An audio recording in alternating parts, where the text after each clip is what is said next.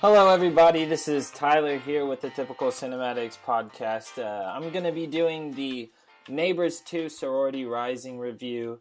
I saw it this past weekend, and it was pretty good. Let me start off by saying that I'm going to try not to put any spoilers in this review, but I'll just start off by saying it was pretty good. It was funny when it needed to be, and it had a little bit of political undertones in there too that some people like, some people don't like. There's obviously always two sides to these political arguments, but I feel like the majority of people will agree with that.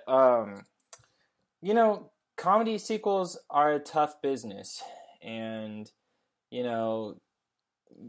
if you come out with them too soon, a lot of times it'll be received negatively, but every once in a while, LA, Hollywood gets it right, and this is a case with Neighbors 2, for the most part. It overcomes all these stumble blocks that I was just talking about, and it delivers a pretty good sequel. It was very relatable, I'll say that. A lot of people can relate with Chloe Grace Moretz's character, but there was one thing that I didn't like about her character, actually, that was like, she seemed too innocent to be saying all this stuff that she was saying, doing the stuff that she was doing, which, I mean, obviously that's nitpicking, but like, it was kind of weird to see like this innocent girl doing like all this bad stuff, I guess, but I guess that's part of the humor, and so I'll just leave that, out. There were quite a few funny parts in this movie. I think Seth Rogen and Rose Byrne had great chemistry. That was obvious in the first Neighbors movie, and then in the second, I mean, it was even more obvious. Their chemistry is obviously growing.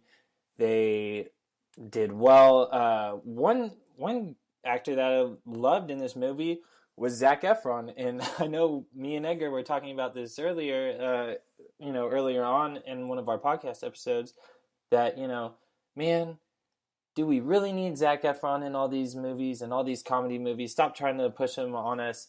Well, I thought he did a pretty good job, and I'm actually really excited to see him in that new Wedding Dates movie, and yeah, so good job to Zac Efron in that movie.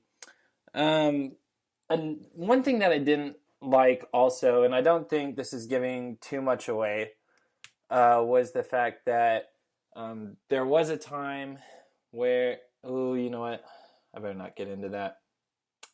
Well, let me just say there was one big thing in the movie that I did not agree with, and you can easily reach me on Twitter if you want to know what that is, and I will gladly talk about it because I disagreed with it in a pretty huge way. So I will gladly rant on maybe a typical Tuesday episode or just on another Saturday episode. But yeah, overall it was a pretty good movie.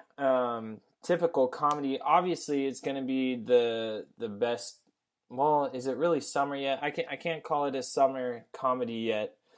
But so far, I think it's my favorite comedy of the year.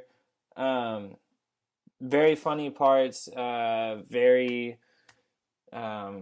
subtle political undertones in there, but it still came across. Overall, I'm going to give this movie a C+.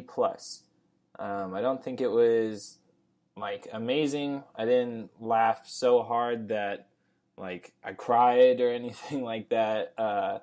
But it was nice to watch. It was a fun thing to go see at the theater. So yeah, I'm going to give it a C+.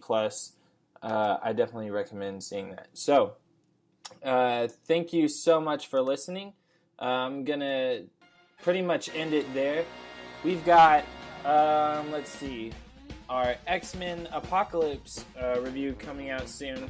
So make sure you listen to that. We've got a non-spoiler review and a full spoiler review coming out. So be excited for that. Follow us on Twitter, subscribe to our YouTube channel, and that's pretty much it. Thanks for listening, guys. See you later.